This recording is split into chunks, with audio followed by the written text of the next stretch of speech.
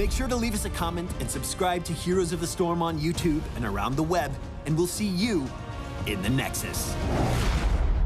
I'll see you in the shadows. And we'll see you right now because HGC is back. We're right in the middle of the series between Team Freedom and Naventic, with Team Freedom taking a decisive Towers of Doom game with 2 clean team wipes. Just full wipes. Yeah, this is like actual wipes. We rarely get to see those in competitive Heroes of the Storm, you know, because often it's pretty easy to tell when things are getting sour and walking away. That just shows, you know, you really outplayed your opponents if you manage to be able to get those. And Freedom here needs to carry that to other maps, ones that they are less dominant on historically. Speaking of that, we're ready to see where the next battleground will be. Thanks for that segue opportunity. That was just mwah. Got him. Team Freedom picks Cursed Hollow. That is not a norm for them. Yeah, I don't, oh man. It is a bit scary. Okay, so call me crazy. All right, hit me with it. Both Team Freedom and Team Naventic do not have a lot of games played on Cursed Hollow from Part 1.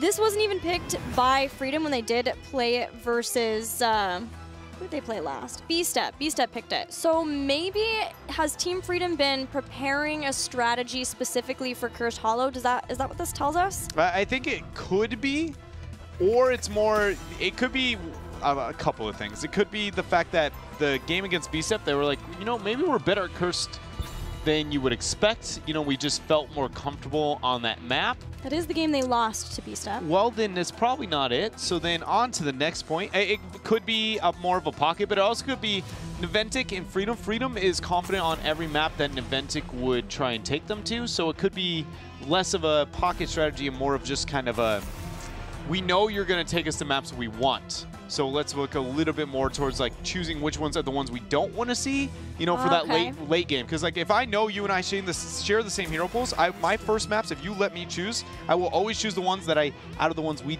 both don't have in common, my favorites. And I know you're going to go, you know, I feel better on, you know, Towers and Sky, and it'd be like, so do I. So that's what I wanted. Thank you for literally giving me a free map pick. I see. Okay, so Team Naventic, it does give them first pick, first ban. That's what they chose, given that they lost the last game. And that allows them a little bit more variety in what they want to ban, at least from what we've seen from the norm. If someone's going to deviate, it is from the Zarya ban. So Naventic take away Greymane. They don't want to deal with that from Freedom anymore. Freedom, of course, ban Tassadar. Vala, once again, the first pick for Naventic. Yeah, that's the Vala pickup here. Twice in a row for Naventic. I want to see if that trend continues forward, but either way, it's going to force the Arthas Zarya rotation once more. What I wanted to say the first time we saw this is we know that some of the members of Naventic do at times heavily commit to studying out of Korea, and I talked about what Vala does to that whole like dynamic in the Korean drafting right now, and that's what I thought it might be, but Freedom is yet to even risk letting the Zarya go past for me to actually truly tell, right? And it's just mainly, that's the only major trend that looks Korean-ish, is just that emphasis of Vala again. In North America, because she started at the top, and then she went to the bottom, and now she's here. See, you gotta go to, you know. I ruined it! You started from the bottom, and now you're here? Come on. I'm supposed to be the one with the lame hip-hop references, not you. I was trying to relate. I went through, I was like, okay, what are some normal hip-hop memes so I can relate with Dreadnought? Just at the computer, hip-hop memes, yeah, beep. It's exactly what I did. And it was... Crap. Didn't spot it out. So was Zarya removed? So I can't do this dance either? I mean, you can. I don't know if it's acceptable. Oh, man. Do you even know what that's from? The dance, you know what? I know it from the Kirby video. Yeah. But with this, the Kirby video, you only know the YouTube edition version of it. All right, all right. Let's move on from my meme knowledge because it is abysmal. Lucio, Ariel, double support. Will we see the double warrior back it up? It is not a map I would suggest going double support. It will help when it comes to the shrines, but like for instance, Abathur can just destroy that type of strategy on this map. The variant ban once more. If it ain't broke, Don't I like fix it. I like it. Again, putting Naventic's Warrior for B-Kid onto still one of two now. Johanna or Murden, will he venture outward? Sergeant Hammer ban. Not what I thought, but again, These teams know each other so well. it's just the Sergeant Hammer defense Arthas strategy. It makes Arthas used to be the go-to warrior for a defend the Sergeant Hammer. Now, with a lot of other buffs and crazy things being different, Stitches is one of those few as well. What are you giggling at? You reminded me of a StarCraft meme that you're not going to get. Okay, well, nice. So I got hip-hop memes and you got StarCraft memes. That's what you're trying to say? Yeah. They don't ever mesh over? You're trying to tell me, like, I get, what is it? You must construct additional pylons? I got that one. No. Oh, no, it was, you said defense instead of defend, and it was talking about Sergeant Hammer, so I was like, you make your base and then you defense it. Do you get that? No. Okay. Falstad Lunara, we're moving on. Quickly moving on. So the Falstad Matt, it gets a global advantage. Dahaka wasn't banned out, though, so it could be met for Naventic, but it doesn't really meet the double warrior, double support too well. Arthas is already taken out, though. We know, I'm going to say it's almost 100% B-Kid is playing Murd in this game, just because Johanna just doesn't fit in this draft. What do we think Zuna wants to play? I feel like it's going to be just what he wants to play or what he's going to play. I feel like those are two very different heroes. My first thought is just go back to the Dahaka to try and not lose on Global, because they know macro is by far Naventic's biggest weakness, and every time they face a team that is winning in that department, to try and make up for that. Even double support, double warrior. You know, they want to be brawling. If Team Freedom can continue to just push and siege everywhere. Leo, the other choice that could have been for B-Kid. It's going to be a solo warrior, double support. So it seems like now the trend for North America, holy Malfurion. How did that? Because the double support was already picked up, and then the Sergeant Hammer ban. And it wasn't banned, yeah. But this is, so we started out with double support, double warrior, and it's now become single warrior, double support. The last 3 times that we've seen this, I believe every time has been with a solo warrior. So removing the first iteration of the strategy, North America is now evolving to only one. And in fact, it's going to be the Leoric here in this game. I'm still not sold on Naventic's draft. I'm still feeling a little bit more comfortable with that of Freedom's. How do you feel like a Leoric solo warrior fares with the double support strategy? Not great, just purely based on the fact that, like, Leoric, they'll be able to heal him up and he'll be a large threat onto the front line, but until you really reach 16, he's only got 1 W every couple of seconds. You know, he's not doing enough damage to really justify throwing out your heals, so it's whether or not Vala and Li Ming can make up for that, but into the Arthas, the Falstad, and the Zarya, I just feel like the pseudo support trio there is just as strong, but way better offensively up until 16. Then things kind of break with Lucio. But Lunara gets stronger at the same time, but Lucio Leoric. I do really feel like Freedom having the global advantage, it's being one of the biggest weaknesses in Naventic, and their draft being even close to comparable in skirmishes really sells this.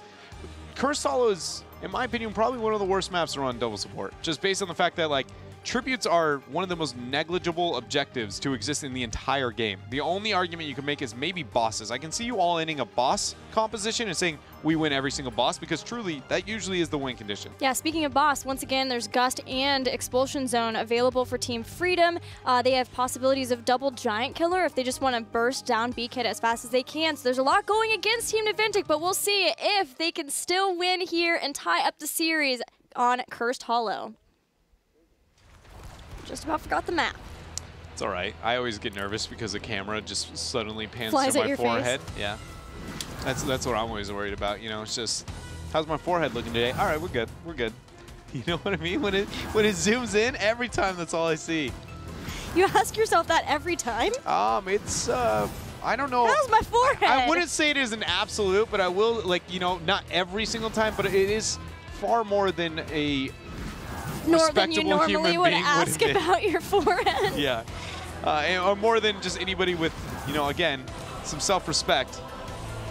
Whatever kind of let people, you know, you would admit to. Biggie playing Ariel. Li Ming played by Zuna. Wow. That is interesting to see. So Zuna, back on his original role. Mac is the one flexing, even though Zuna plays most of the melees.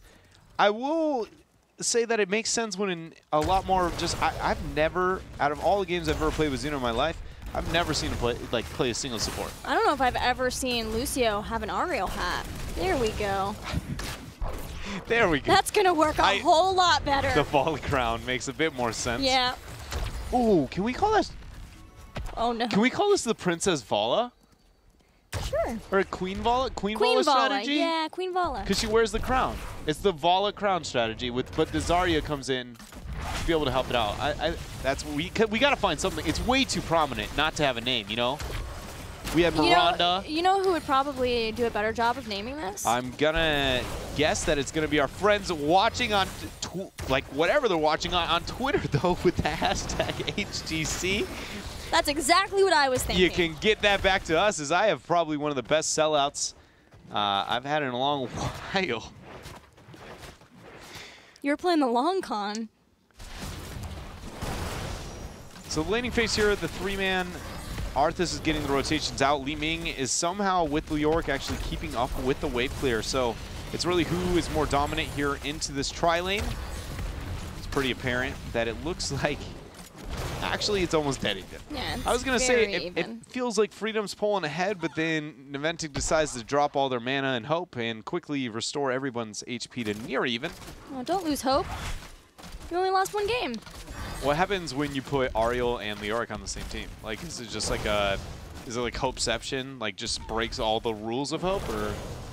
Well, in this case, it's demonic Ariel, so I think it's okay. It's safe. So if you didn't take demonic Ariel, this invade attempt actually out of Naventic. Yeah, my immersion would be ruined. This is going to be a full 4v4. Kenma is very low. He's going to amp it up. There's the healing, another healing too from Big Impact. Sugrug makes it out. They're going to manage to be able to survive this. Invade was not capturing onto the camp, though. Okay, so this is where Freedom pulls ahead a lot. Is just on the Giants pressuring out on top. So Naventic wants to sit on this cap forever. Legitimate years would make them feel comfortable sitting around this tribute because that is what their comp is good at. But if Freedom just buys a bit of time, which Naventic will 100% commit to because that is what their comp is good at, and then Giants just split push all day. Falstead back and forth between mid and bottom, get some side soak, and then when you really give up on the objective, Falstead just flies top and finishes the fort. There's a grenade that stalls Kenma, but Detainment Strike spells the end of Malfurion. He gets taken out, and Naventic can pick up this tribute. Unless Naventic is allowed to be able to get a pick like that. So that was exactly what they needed, and things are not going to get nearly as bad for them. Falstead still yet to hit the 7 spike to capitalize on the lack of global and really macro punish onto Naventic here with their draft. So for now, Naventic's holding their own. They're doing a good job here. The Giants didn't really get anything done. Again, based off that Detainment Strike from Big E. Naventic now sieging in the bottom lane with their double support Vala composition. Doing a lot of damage before everyone from Team Freedom can respond and get back in the lane. Falstead goes to the top lane too. And Arthas is going for some sort of wraparound. He's decided to back out, going to respect the lane even more. So we're going to keep the casual 3 versus 3 going on down here. Naventic now, as levels have moved up, seem like they were pulling even farther ahead here. Going to be able to take the front wall for free here as the rest of members of Freedom look like they're rotating now for a night camp. Or at least some soak up on mid. They're going to go for a full gank onto a Leoric? If he can Elun's Grace after the Wraith Walk, he can. He'll hit it. But nobody there. Yeah, he was all the way up at the gate, although the roots were there. Tribute about to spawn. Paralyzing Rage as a choice at level 7 for Leoric. We've seen a lot of different level 7s. Howling Blast. Blast through Li Ming. Very very quickly there. Lunara Wraith walking, or not Lunar. Leoric. That would be terrifying. Lunara could Wraith walk. Yeah, that would be. It would be. She would be a much more terrifying hero if she had the ability to do that. But in fact, things are all norm in the Nexus for now. Tributes that even, kills even, but Naventic has pulled ahead in experience, which, you know, looking back is a rather surprising thing to think, considering Freedom has the fall set. They have the global advantage, and they're losing with the levels 1 through 9 on the pressure on the map based on the tri-lane being successful for Naventic there with that double support. There you can see that very long slow. Big Impact casually jumps in with a detainment strike to hit Insomnia. He's being hit, but looks like A-OK for Team Freedom to survive that gank. Malfurion, no cleanse to help with those detainment strikes, but really with the exception of that and that. And that's the drawback when you have Leoric as your main warrior, is there's no hard CC at all. Yeah, and the detainment strike is probably not going to be enough to be feared. I don't know. I can see Freedom really regretting that, based on the fact that Entomb into detainment strike is almost always 100% going to be a detainment strike on the kill target. So I can see it coming back to haunt them there, but I think, you know, if there's an argument for not cleanse, this is one of the few games that exists, right? And especially considering Naventic should be weaker when it comes to the macro play of the map, getting that Mule is really going to allow Falstad to kind of further the structure advantage here in the mid part of the game.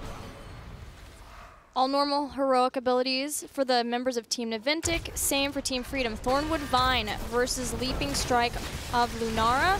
B-Kid already in danger. Very nearly going down. Twilight Dream. He ends up going down there.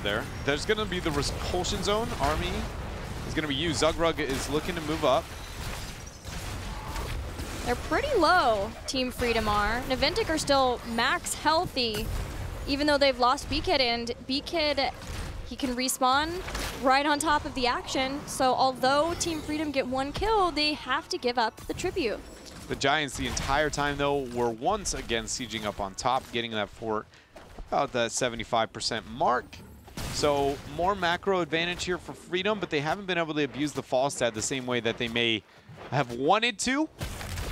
But, you know, it's all about the curse, really, what the Falstad does to this map. So Falstad can help the 1 through 9 and get a little bit, you know, maybe an extra wave, maybe a bit extra of a front wall. But for me, the real huge underestimated value of a global on Curse Hollow is the fact that the first curse for Naventic, if they get the next tribute, just isn't very good, because Falstad can side soak the entire time, then join on the fight where they all look to siege. Hold on a minute, though. We got this boss started, and Naventic knows Li Ming is top and has. Oh, but that's a gust early on, but remember they still have Expulsion Zone. They're not even going to step on the point without Li Ming too. So Naventic shows up to the party, but doesn't actually want to participate. And Falstad actually flew up top too. So that is going to be a 1 versus 1 over the tribute for a bit. And not getting that free damage means Zuna no longer has the upper hand in the skirmish.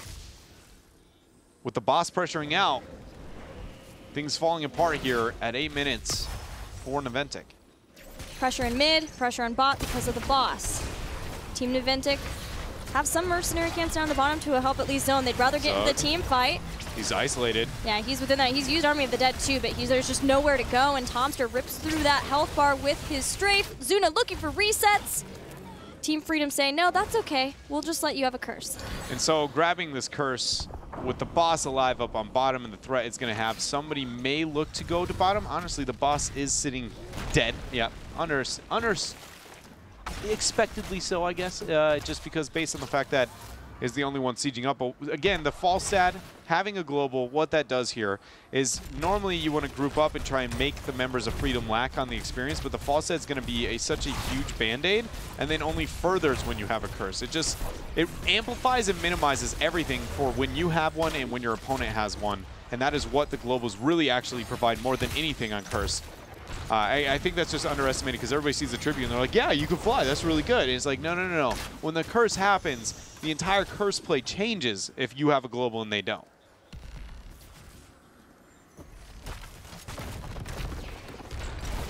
He's doing a great job of keeping Li Ming at bay in the top lane, too.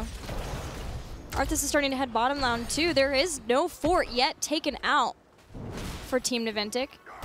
And it's again because if you're Naventic, if you really want to open up the map with an early curse, because it only disables structures, so you're relying on the minions who scale through time, what that does is you essentially have to commit as 5. And when you commit as 5, that's really good, except for you only make your opponent lose experience when the curse ends, because we talk about how the minions will always clump on the side lanes. So you cycle through one, you cycle to the other 4, and you all in, and then the opposite lane is always the one where the free experience sits that you ideally want to deny by keeping your opponents busy. But again, when you don't have the global advantage, that is all not possible. The first tribute, if your opponent, like for that curse, for Naventic not having the global, legitimately got them 1/4. And that was all. And think about how long it took them to capture that much of an objective, right? This isn't just a misplay thing. This is more of a compositional, strengths and weaknesses, what those things provide. And Falstad caught the monster wave in bottom 2 that was there after the fort went down. So keeping up in experience. And with 1 tribute, Team Freedom have made it through the first curse. They have endured the storm. But it's all about the next couple of tributes and, the bosses that we already saw. 1 go down, the Gus versus Expulsion Zone boss control. And, Naventic doesn't have about any, especially not having the Wave of Force there on Li Ming. It's going to be really scary if we see a boss fight going on later. Yeah. Gust, Expulsion already. Naventic didn't have Li Ming at the last boss fight, so they weren't even then, like Twilight, we didn't even see the Twilight Dream impact that it's going to have. Yeah. It's just there are a lot of great tools. And Freedom here is now finally abusing their macro play. They are losing the top lane, but they're trying to get Falstad to get the side soak elsewhere. And poking in on the fort in mid, trying to take that down before rotations come in from Team Naventic. 15 versus 15, unfair advantage showing up for Lunara. I see that a lot when paired with Arthas especially, because her poison does 50% bonus damage to anybody who is slowed.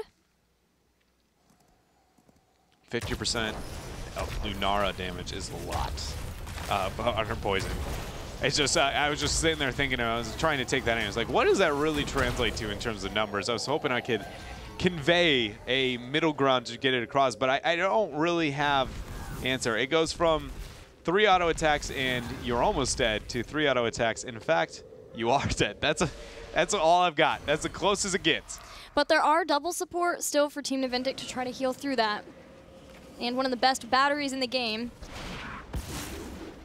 There's going to be the delay, but without 16, Freedom gives up another tribute.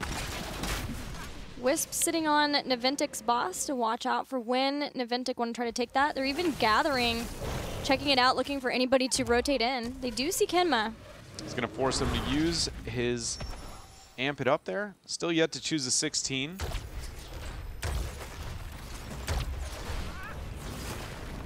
He's going full Iacona.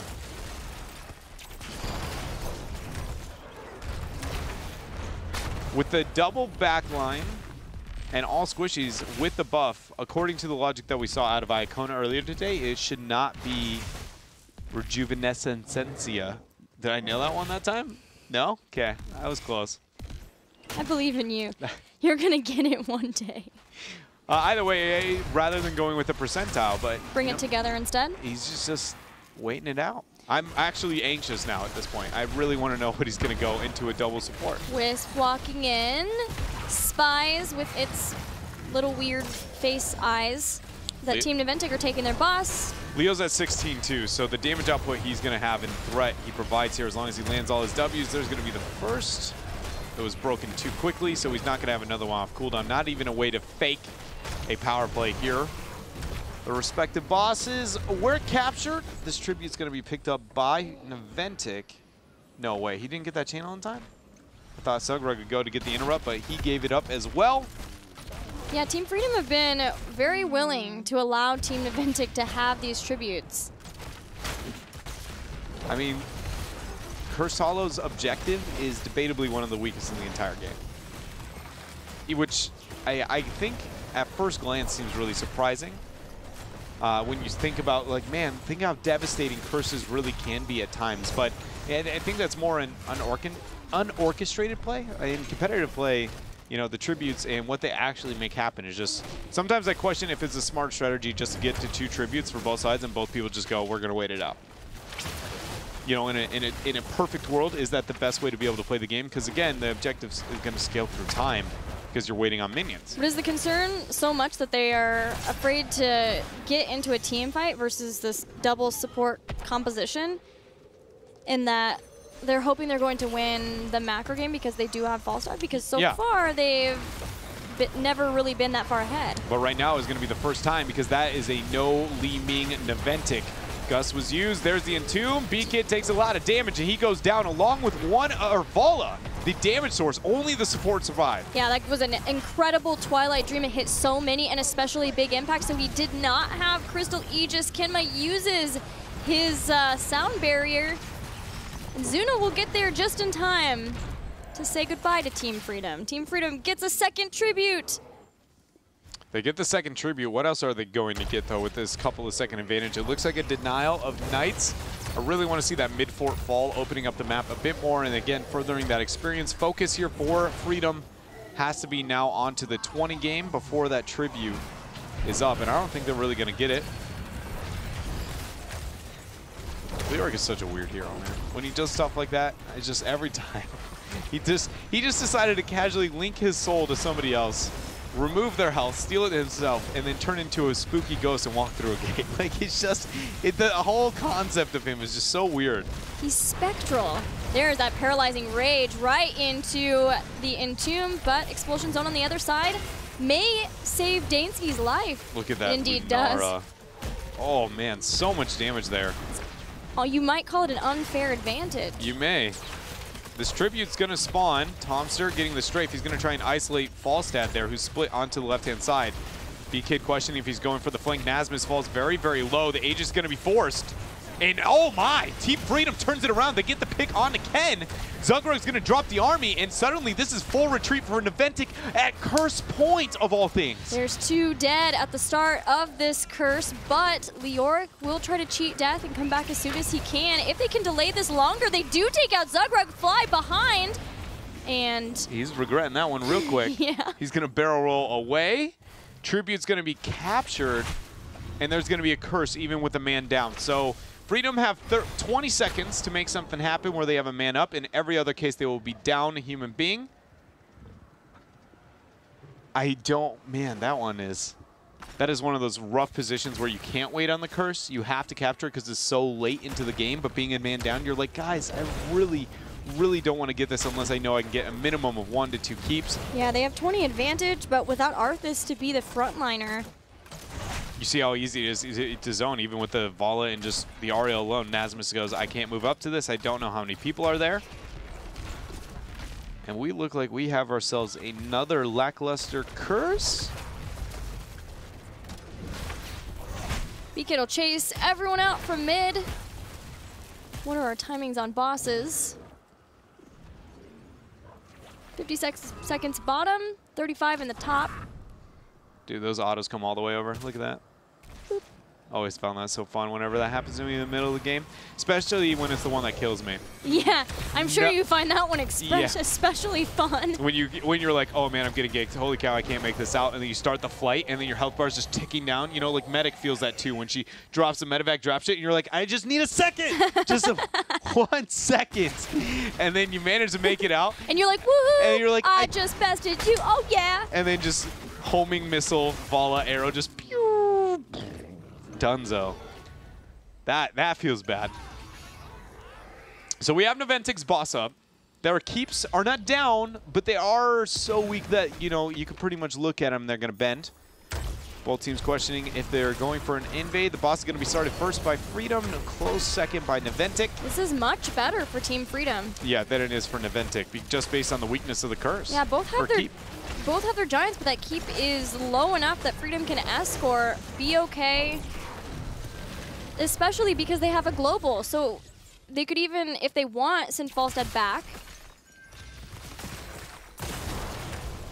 All right, so this is a tough decision-making moment. Freedom has to decide if they want to push with this completely, which obviously they're stepping out, but Naventic actually could send one person to try and split push top and safe defend this. A 4 versus 5 at 19 minutes in is, even with the boss, is not a game over push. It is a quandary. They're going to stick together. BK with a Wraith Walk that he pretty much didn't move out of. Tomster already takes a lot of damage, forces a sound barrier. Yeah, he vaulted sort of around the wall, and so he went back in. Twilight Dream from downtown as Collusion bolts in. No kills yet, but Insomnia is looking for it. Gust isolates Zuna away from the rest of the team. Zugrug's diving deep. But they just used all their tools already here, so this is actually giving Naventic a chance to not end this or not lose this game yet. That's going to be the first pick onto Freedom. That's a reset for B-Kid, or for Zuna, but it's not going to matter. 25% and falling is the core of Team Naventic. Team Freedom will win game number 2.